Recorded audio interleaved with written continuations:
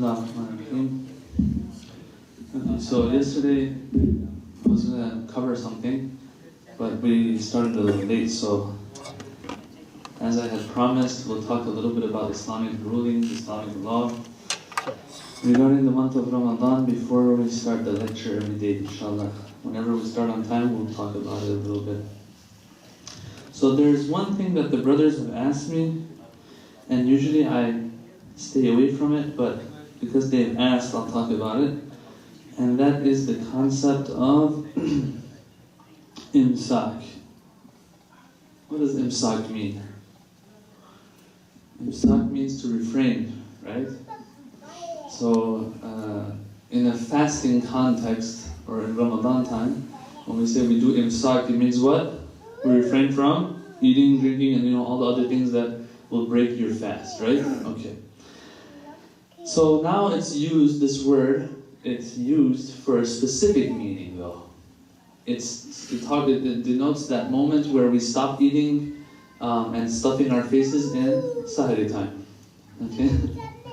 So the moment that we have to stop eating is when we do imsak, right? That is the Shia version. There's another version too of imsak, which is to stop eating 10 minutes or 15 minutes before you're supposed to stop eating. So what are we talking about here? This is something that is usually we have everywhere. People are saying and talking about it. They'll tell you that iftar time is this time, and then fajr time is this time, imsak is this time. So as if there's a time where we stop eating and there's a time where we pray. Okay? But in the Shia school and the Shia jurisprudential school, we don't have such a thing. And I'm not saying this. Representatives of our Maraja, I've heard them explain this explicitly. They've said it, like, for example, Ayatollah Khamenei's, one of his representatives, I've seen him myself explain this. He says that we only have one time, and that's Fajr time, finished. Just Fajr time we have, and that's when we're supposed to stop eating. When the day starts, that's when you stop eating. The day starting is but one moment, that's it. Nothing else. There's no 10-minute, 15-minute frame. Yes, if someone wants to make sure that they have fasted the whole day, they might stop 10-15 minutes before that time in which the calendar says that it's namaz time. But that's just an ihtiyat. It's just taking precaution. It's not wajib. It's not wajib. And it's not even mustahab maybe. Unless it becomes mustahab because you're doing ihtiyat. But we don't have such a thing Islamically. It is mustahab or very encouraged to stop eating 10-15 minutes before fajr time. No. Also, I've noticed that the brothers here, they mention this, and I like this. I like hearing this. They also say that the calendar says that the time for namaz, fajr namaz is this, dhuhr namaz is this, maghrib isha namaz is this. But to make sure that Fajr time has arrived so you can pray, to make sure Dhuhr time has arrived, it's not a bad idea to wait 5 to 10 minutes sometimes. Depends. It depends on how accurate the calendars here are. I don't know how they are here right now. I don't know. For example, in Iran, some very, very deep research is done, and there, with a margin of maybe 30 seconds to a minute, they might be off. For example, Dhuhr namaz, Maghrib namaz. At most, they'll tell you 30 seconds is more than enough for you to be sure. Fajr is a different story, of course. But here, I don't know how it is. So it depends on you and your conviction and your yaqeen. If you become sure that, yeah, the calendar is exactly right, then you can pray at that time. Dhuhr time, the calendar says 1:06 maybe, you can pray at 1:06 if you're sure that it's right. But if you're not sure, you have to wait till you're sure. And I remember hearing a hadith by one of the imams, where he says, I like to wait until I become sure, instead of praying soon and then some of it being before the adhan, the actual adhan time. Okay? So now going back to what we're talking about, imsak, if you want to stop eating for the fast, just to make sure, then okay, fine. But we don't have that thing called imsak that's mustahab. Imsak, this concept is a mustahab concept. We don't have this in the Shia school. Yes, someone will stop sooner eating and will start the namaz 10 minutes after that to make sure that Fajr time has actually arrived. That's perfectly fine. And as I said, for the salats, you have to make sure that the actual time has arrived. This is very important. Okay. So when we were growing up as kids, I remember we dreaded this imsak time because we lost another 10-15 golden minutes of filling ourselves up. Now we learn that apparently it's something that our Sunni brothers might have, not the Shia school.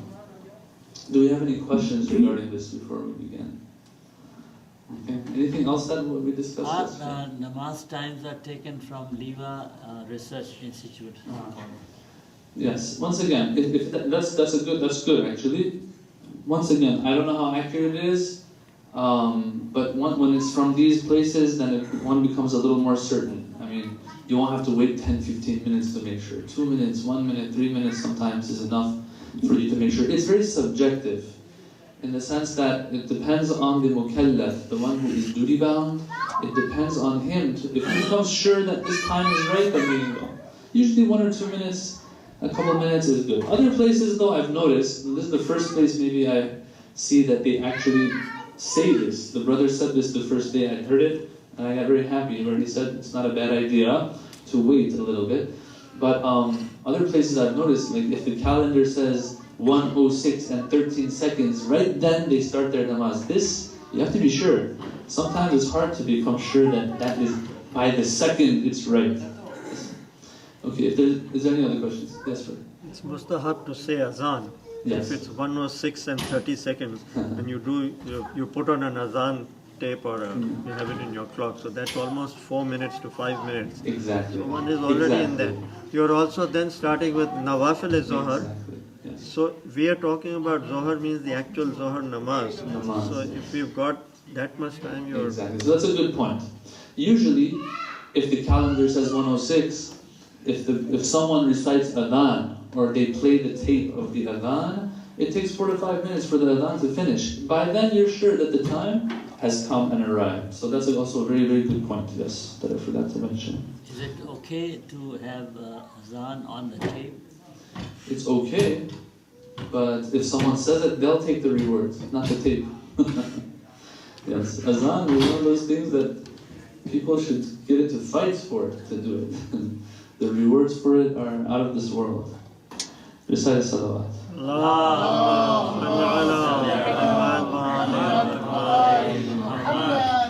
Okay, so yesterday, Bismillah ar-Rahman ar-Rahim, Alhamdulillah Rabbil Alameen, wa sallallahu ala Sayyidina wa Nabiyyina Abil Qasim al-Mustafa Muhammad. Allahumma salli ala Muhammad wa ali Muhammad. Wa ala ahli bayti al-tayyibin al-tahirin. Yesterday, I asked for the brothers and sisters if they can just have a Quran or on their phones or something they can take a look at so that we know where we are on the map.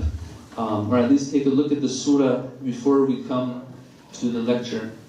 It'll be a good idea. So we were doing tafsir of Surah Al-Insan, and we reached that first ayah where it says that we have created man, the second ayah, the second verse that says we created man from a mixed fluid. And we explained that. We got very scientific and there were very hard words that we were pronouncing yesterday, explaining how this mixed fluid is Allah subhanahu wa ta'ala apparently is adding this clause here of mixed fluid because he will maybe for the future generations like us who come to understand that what this is all about. This fluid is not something normal, there's a universe in this fluid. And so we can acknowledge His greatness even more. That was the first stage of creation. Now here we had a question, an important question, that goes like this. How much should we go and refer to science and scientific facts and findings and try to find verses of the Quran that speak of those findings? Right? So you'll always have that person who is going through every verse of the Quran trying to find a scientific miracle in it. Yeah? Of going through the pages. Or you'll always have that person who will have they'll be, I don't know, in some field they'll be an expert, and they want to find verses regarding their field of expertise in the Quran. For example, psychology, for example, sociology, whatever. I've even heard some people, they use certain verses of the Quran, interestingly and sometimes funnily, that they'll use verses of the Quran to prove that we have reincarnation, for example. The same verse might be used against reincarnation, but this person is imposing reincarnation onto the verse of the Quran. So what are the limits here? What should we do? As you can probably tell, I'm not a very big fan of this, although we just did this yesterday ourselves, and I'll explain why. I'm not a very big fan of trying to find these findings, traces of them in the Quran. Why? I'll explain, and then there's a big exception though. Okay? And I think we'll all agree on that exception. The book of Allah, the Quran, is a book of guidance. What is its main purpose? Its main purpose is to show us what the way is to secure our afterlife. Finished. That's what it's here for. Hudan. It's Hudan. It is guidance. It's a book of guidance. So anything that our guidance depends on, the Quran has to have mentioned. Either in a nutshell or elaborately. For example, it'll tell you, go to the Prophet and learn from him. Okay, that's in a nutshell. Like, there's so many rulings that we don't have in the Quran. Who says Fajr Salat is 2 rakah? Does the Quran say? No. The Quran doesn't mention this. Although we're dealing with it on a daily basis. Yes, and some of us who don't wake up that easily on a weekly basis. Right? Fajr Salat, 2 rakah. 4 rakah Dhuhr Salat, 4 rakah Asr Salat, and so on. These things, the Quran says, go to the Prophet and learn these things. Alright, so either the Quran says it indirectly, go to the Prophet. Learn your Salat rulings from the Prophet. Or directly it tells us in the Quran itself. The Quran itself tells us. So anything that our guidance and our akhirah depends on has to be in the Quran. Other than that, it's not in its job description of the Quran. Yeah, when you look into the Quran, when you look at the definition, Quran is a book that we find our guidance to the hereafter in. So even if I don't find one scientific fact in the Quran, is that going to harm the purpose of this book and what it was sent for? Of course not. If we don't find, theoretically speaking, if we don't find. Which brings me to the exception that I want to make. So the book of Quran, this book, it doesn't matter if you don't find interpretation of dreams in it, you don't find psychology in it, you don't find science in it. It doesn't matter. But Allah goes out of His way, so to speak, and He has inserted things in there, here and there. Okay, so we know there's some stuff in there then. But are we going to push a little bit too much to impose? No. We don't have that right. Unless you become 110% sure, you cannot attribute even science to the Quran, psychology to the Quran, and so on and so forth. You can't. You can't say God is saying this unless you have a daleel, if you have reasoning. And that's why tafsir bil-ra'i is so frowned upon in Islamic culture and the Islamic tradition. If you do tafsir bil-ra'i, what does that mean? That means you use your own, understanding, and you do tafsir of the Quran. You're not sure, is this exactly what God wants to say? But you feel like this might be what Allah wants to say, and you say this is what Allah said. This is tafsir bil-ra'i. It's another form of bid'ah, you can say. And it's very frowned upon. You're not allowed to. And it hurts when you see others who haven't studied into the Quran that much start talking about the Quran. You think you're serving the cause, but you're undermining it. Why is bid'ah so bad? Why is bid'ah so bad? Why is it so bad that, I don't know, we have a mustahab salat, and then someone comes and says, pray this mustahab salat in jama'ah. What's so bad about praying in jama'ah? But this is bid'ah. Okay, what's so bad about this? The bid'ah, let's just say it's not that bad. Okay, some people are praying, according to the Shia school, Taraweeh is a bid'ah. Praying in jama'ah, a mustahab salat, in the Shia school, is haram. You're not allowed to pray jama'ah, any mustahab salat, with the exception maybe of Salat al-Eid right now.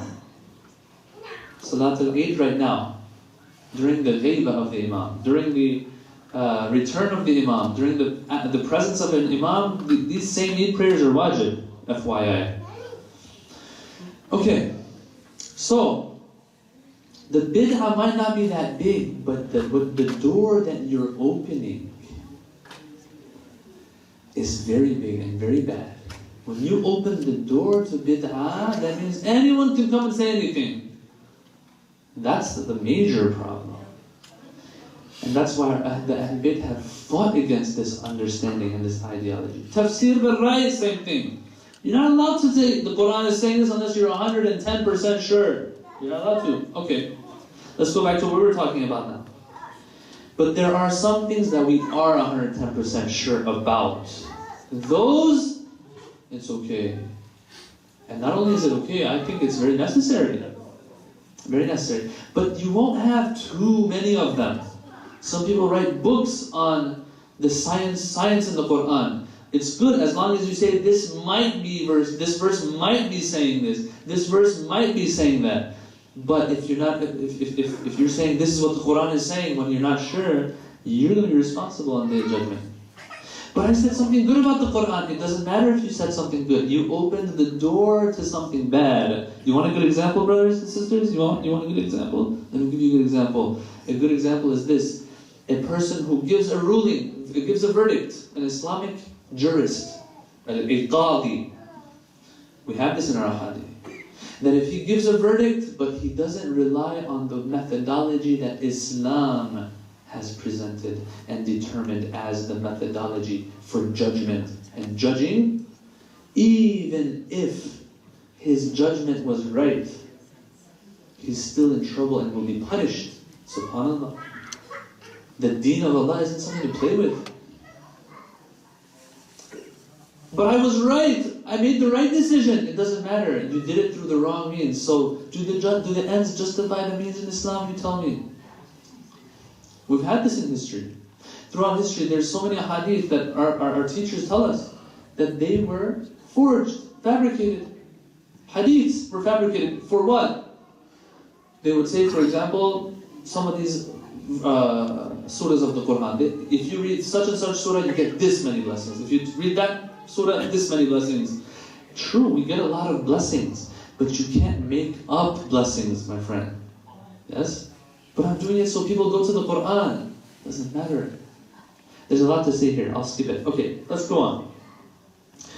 So this science that we do have in the Quran, let's point it out. And this is where I get upset.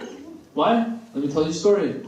There's this professor he's a German professor, he's a Catholic theologian. He came to Qom once, or twice, or three times he came. Professor von Stusch. He came, and he was a cool guy. And he kept saying that I'm from the Catholic faith, and I'm in that hierarchy of the Pope and under the Pope and stuff. But the things I say, if the Pope finds out, he'll excommunicate me. He would say everything is symbolic. Prophet Isa walking on water is symbolic. Adam and Eve, symbolic. Everything is symbolic. That these miracles, they're all symbolic. They didn't really happen. And I told him, I said, so what about the crucifixion of Christ? That's also symbolic that the Bible talks about, the New Testament. He said, no, not that one. Because their whole theology is based on this crucifixion and the redemption. Anyway, he was saying this up on his minbar when he came. He was saying this. He said, I don't understand why you even point out science in the Quran. Why? What's the point? So here, even me, being a person who, as I said, we don't have so many cases of science in the Quran that we can be 100% sure about, but they are there. I said, but look, at the end of the day, this is a God speaking, and then in between his verses, you will find some scientific facts that read with everything that we have today. What's wrong with that? He was saying this is something bad. Why does your Quran talk about these things? I was like, listen, first of all, the Quran doesn't say, I'm here to give you some science. The Quran doesn't say it like that. The Quran is telling you, oh man, wake up, you're nothing. Listen to me, obey me. You were nothing but a mixed fluid. And it goes on. When we open up mixed fluid, we find all these things, how miraculous this mixed fluid is. Let me give you some examples that can be worked on when it comes to the Quran and the science in the Quran. It says, for example, Surah Anbiya, verse 30. Have the faithless not regarded that the heavens and the earth were interwoven? كَانَتَا رَتْقًا. They were all condensed. And we unraveled them. This is something to work on. See if it really does support some of the findings that we have out there today. But until we're 100% sure, we can't say this is what the verse is saying. That's why philosophers will tell you that, for example, the Big Bang Theory doesn't really go against anything that we say. But this is something that to work on. 1400 years ago, these are signs. Hello, professor. These are at least signs that there's some divinity here. There is some link between the metaphysical and the physical when it comes to this book, and we'll get to more of them as we go on into the verses of this surah. Another one. Then he turned to the heaven. After God created the earth, it says he turned to the heaven, to the sky, while it was smoke. وَهِيَ دُخَانٌ. I was watching a documentary once, and it was talking about how everything was smoke before it became like all what we have today. That's something to work on. We have these things there. We just have to figure out which ones are 100%, because sometimes these things are disproven later. And then that's when you just put your head down and you're like, I didn't say it.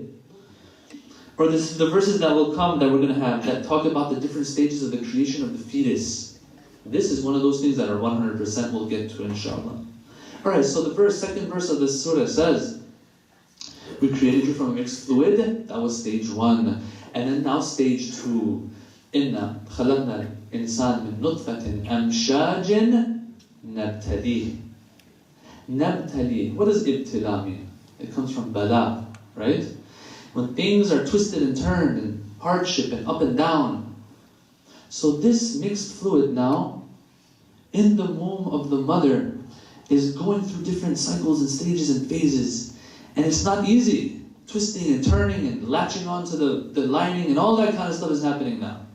This part of the verse is referring to all those different stages that this embryo or fetus goes through. We have other verses, of course, that have spoken in more detail. For example, Surah Mu'minun, verse 14, ثُمَّ خَلَقْنَا النُّطْفَةَ عَلَقَةً فَخَلَقْنَا الْعَلَقَةَ مُضْغَةً فَخَلَقْنَا الْمُضْغَةَ عِظَامًا فَكَسَوْنَا الْعِظَامَ لَحْمًا ثُمَّ أَنشَأْنَاهُ خَلْقًا آخَرَ فَتَبَارَكَ اللَّهُ أَحْسَنُ الْخَالِقِينَ.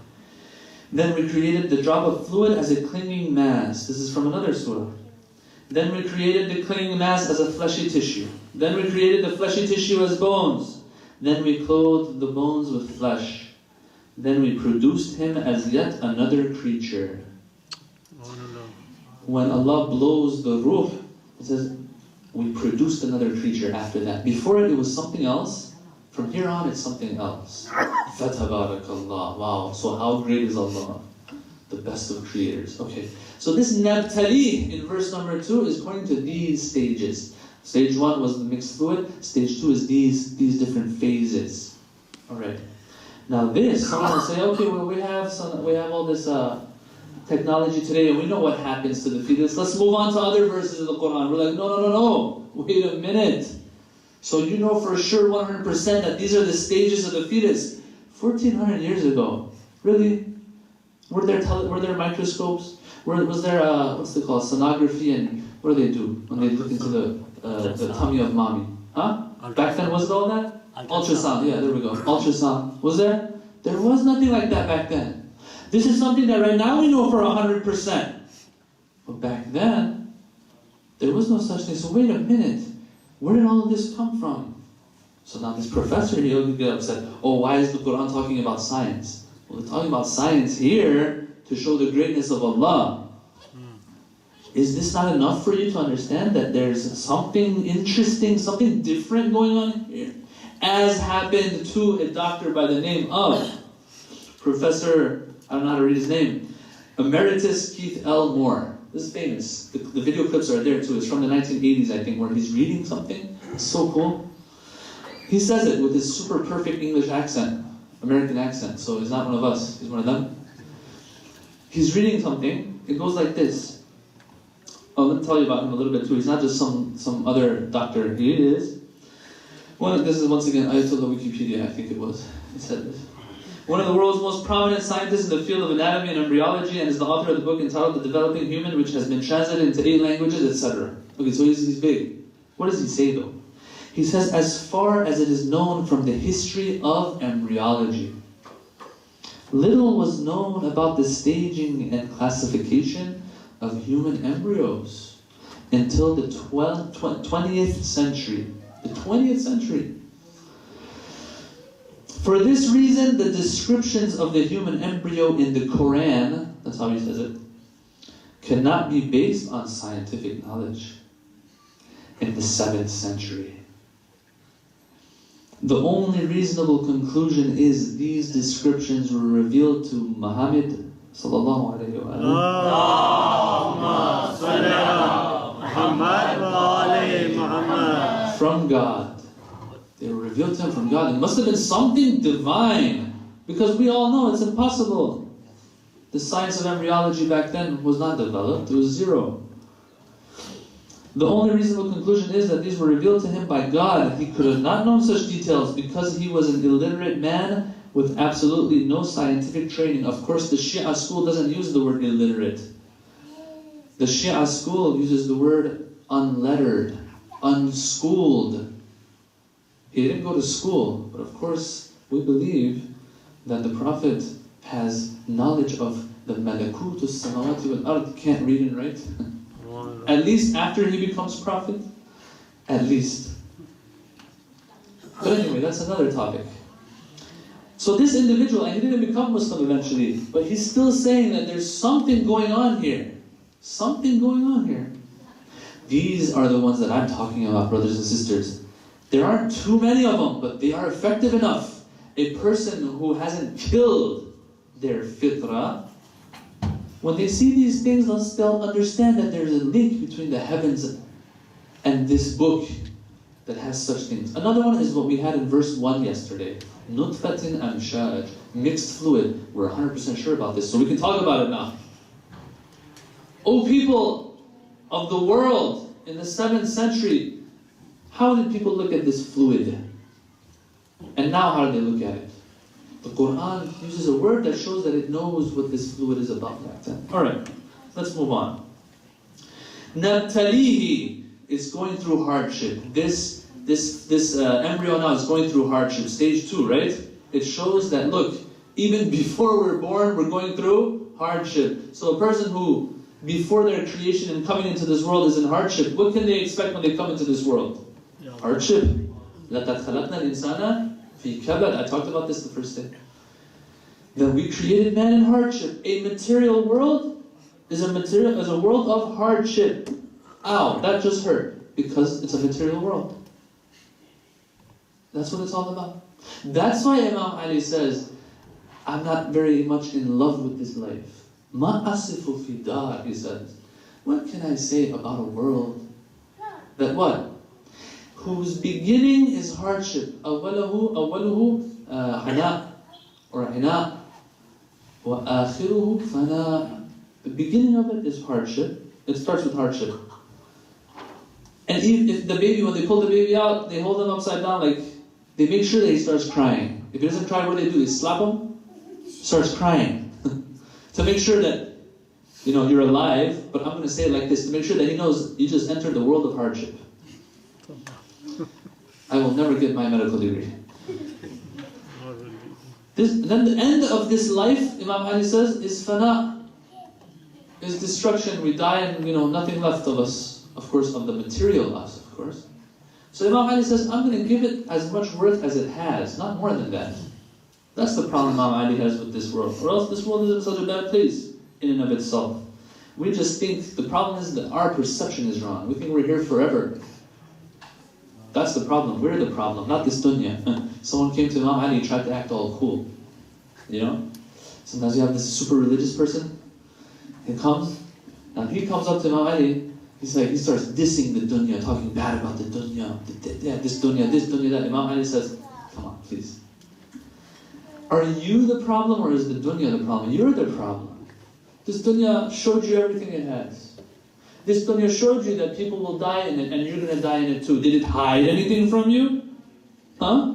Did the dunya hide anything from you? No, it showed everything to you. Sometimes you hide your true colors. That might be a problem. But the dunya showed its true colors to you.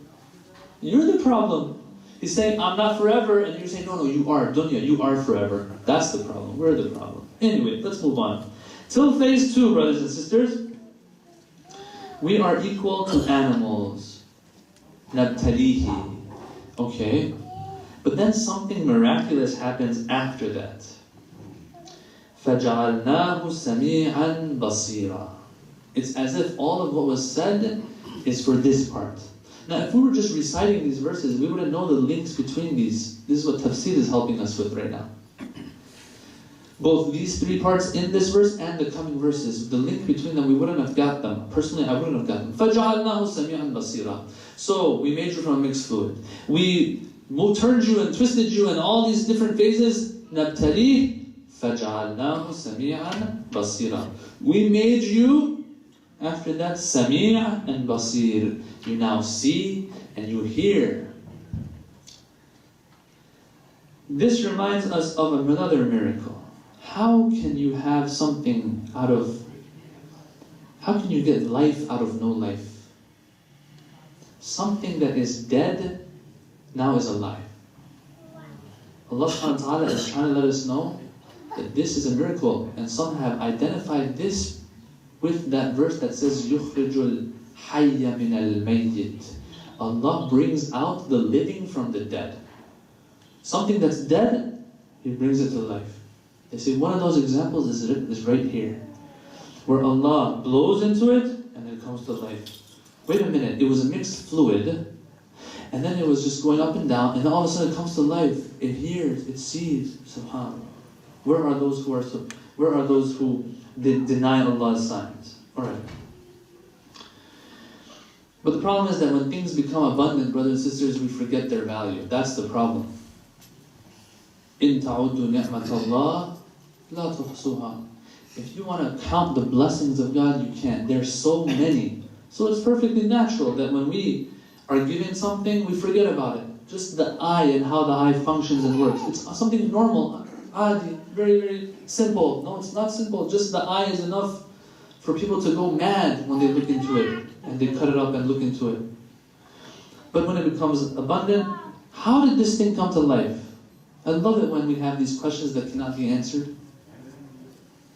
And then they just say science will figure it out 1,000,000 years from now. So till phase 2 we are equal to other animals. But then this phase 3 that Allah blows life into us and makes us cognitive and comprehensive of things is where the miracle is happening and is where the difference between us and animals happens. Now someone might ask, well, animals also hear and see. What's the difference between them? Our hearing and seeing and their hearing and seeing. The next verse will show us that there's a difference here. Because true animals hear and see, and we hear and see. But when we hear and see, we comprehend things and then we make decisions regarding things. They can't make decisions. The decisions they make are based on their instinct. Whatever they want, that has to happen. End of story. That's how they've been designed. That if you want it, that has to happen. It moves towards it. That's all. The difference between us and animals and our comprehension and our cognition and theirs is that we can shape our future based on our experiences. Can they do that? You go fishing, you catch a fish. They say, how long is the memory span of a fish? Like 3 seconds or something? I don't know how much. How much is it? You catch that fish, you throw it back in. 10 minutes later, you catch the same fish with the same bait. And then you just look at it while it's looking at you. And you're like, didn't you see the bait like 10 minutes ago? And he's just still looking at you and just looking around, thinking like, what's happening? Until you throw it back in again. And this cycle can go on and on. That's the difference between us and the animals.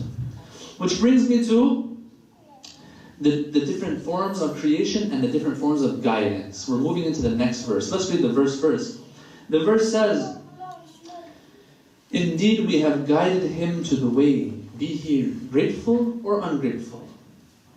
إِنَّا هَدَيْنَاهُ السَّبِيلِ إِمَّا شَاكِرًا وَإِمَّا كَفُورًا. We made him Sami', we made him Basir because of this next verse. What happens next? That Allah says, we showed him the way, whether he wants to take it or leave it. His choice. So to explain this, we need an introduction. Different types of creation, different types of guidance that we have based on our creation. When we look at creation, what do we see? We see that some creatures, some mawjudat, some things are more complete than others in their creation. And based on the amount of perfection and the amount of completion of creation, they are more independent. For example, a stone, when you look at a stone, it's there. If you let it sit there, it will sit there forever unless some external force moves it. Yes? So this poor stone is, in its creation, is limited to the extent that it cannot even move. And then you have the trees and plants. These nabatat, they call them. These will grow, but in a specific direction only, and they can't go any other way. Once again, unless some external factor contributes to that. Or else, it's going to be in one specific way going. The more you complete, like animals, they can move around and all that kind of stuff. But when it comes to man, he is so complete that, as I said, he can shape his future. Okay. So, these different forms of creation and existence, they will all be benefiting from a general form of guidance called Hidayah Takwiniyah. I don't like using hard terms, but let me just say this.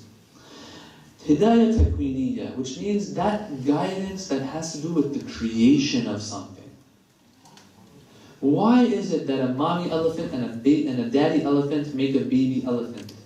Why don't they make a baby lion?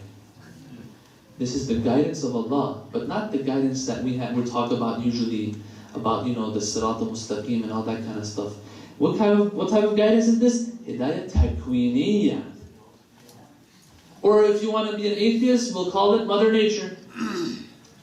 But the Quran specifically says that I'm the one who's guiding even these things. I am the one who has put them on a special track that they're moving along. They can't swerve left and right from it. Two verses that I'll read for you, or two sets of verses. Number one, Surah Taha, verse 50. رَبُّنَا اللَّهُ الَّذِي أَعْطَى كُلَّ شَيْءٍ خَلْقَهُ ثُمَّ هَدَى.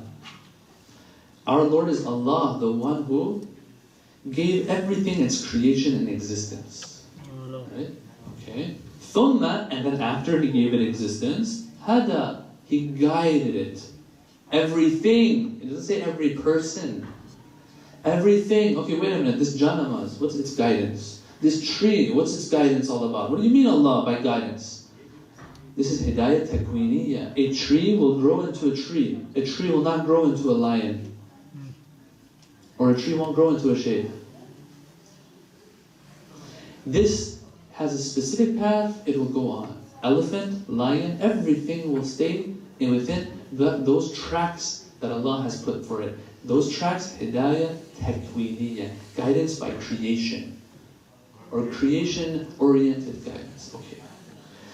As creatures, as things grow more in their creation and are more complete compared to other ones, their perfection will not only lie in, for example, the seed becoming a tree, the baby lion becoming an adult lion, the baby human becoming a full-grown adult. From that aspect, we're like animals.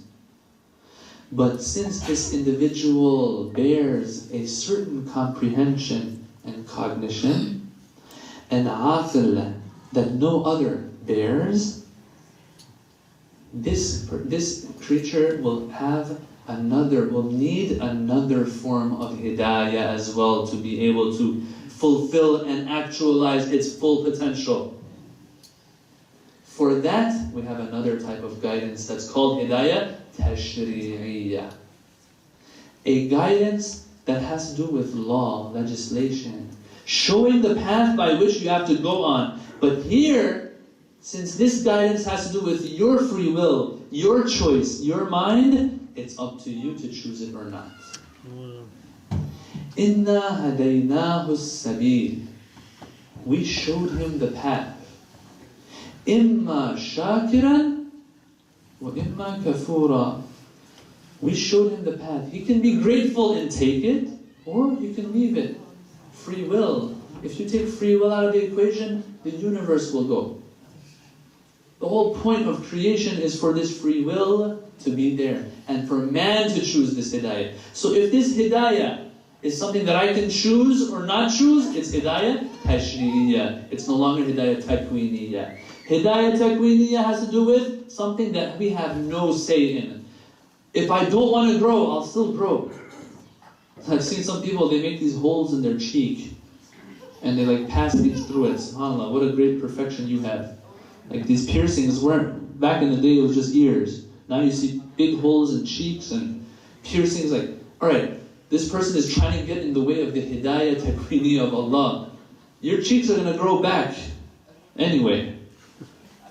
Unless like you have no cheek anymore. You know, you just take off your whole face. But this hidayah takwini is not something that's up to us. But when it comes to hidayah tashri'iyya, it's up to us to take it or leave it. So this, inna hadaynahu sabil imma shakiran wa imma kafura, is pointing to this reality. Alright, let's go back now. In retrospect, we look, we see that, okay, Allah created from mixed fluid. So what happens? Nabtali. Okay, so to make us grow as the embryo. So what happens? So He makes us sami', so He makes us basir. Alright, animals are also sami' and basir. But the next verse lets us know that this sami' and basir is a different sami' and basir. The sami' and basir that He gave us was for this special guidance that we can choose or not choose. Animals aren't like that. It's just up to us to choose it or not. See how these verses so beautifully are linked together? It takes some thought, of course. Inshallah, you can think about it a little bit more. Alright. Conclusion. We were brought, it's as if Allah is saying, I brought you from a time that you were nothing, not worth mentioning.